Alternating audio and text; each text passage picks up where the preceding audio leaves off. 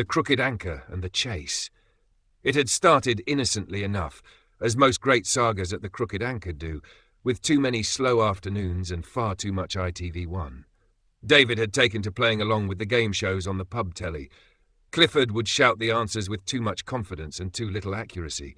Brian marked each show with the same routine, muttering, "Rubbish questions. I could have won this in '83.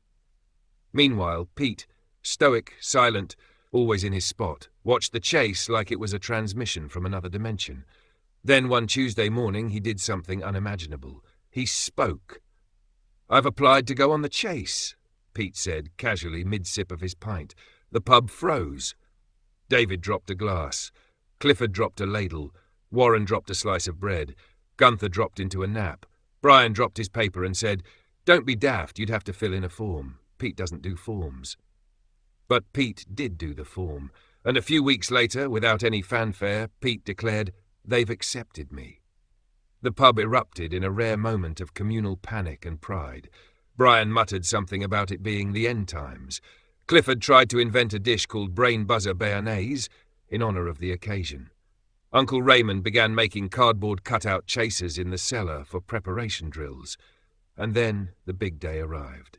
Pete caught the early train wearing the same coat he always wore, carrying nothing but an unread newspaper and, as they would later discover, a full pint tucked somewhere on his person. That evening, everyone at the Crooked Anchor gathered around the pub's ancient television, buzzing with anticipation. The ITV1 logo faded, the theme music played, and there he was, Pete. Sat in the contestant's chair, blank-faced, glorious. Bradley Walsh greeted him with his usual cheeky charm. "And you are, Pete? What do you do, Pete?"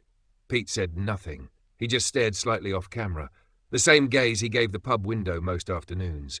Bradley chuckled awkwardly. "All right, strong, silent type, let's get cracking." Pete did. He blitzed the cash builder round, £8,000 in crisp, effortless trivia. No hesitation, no emotion, just precision. It was like watching a man defuse a bomb while half asleep. Then came the big moment, the chaser. Bradley tried a bit more banter. "You're a bit mysterious, Pete. What's the plan today, eh?" Pete calmly reached into his coat, pulled out a pint, took a sip and offered no explanation whatsoever. ITV cut to an emergency ad break. When they returned, Pete was gone. Vanished. No chair, no explanation.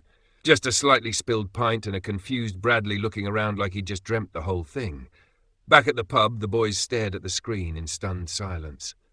Hours later, the pub door creaked open.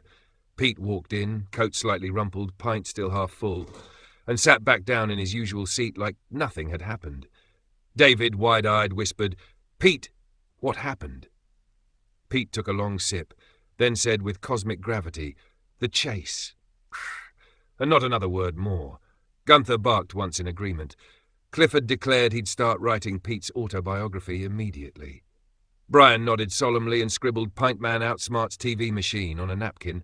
Just another day at the Crooked Anchor, where reality is flexible, silence is powerful, and Pete remains undefeated.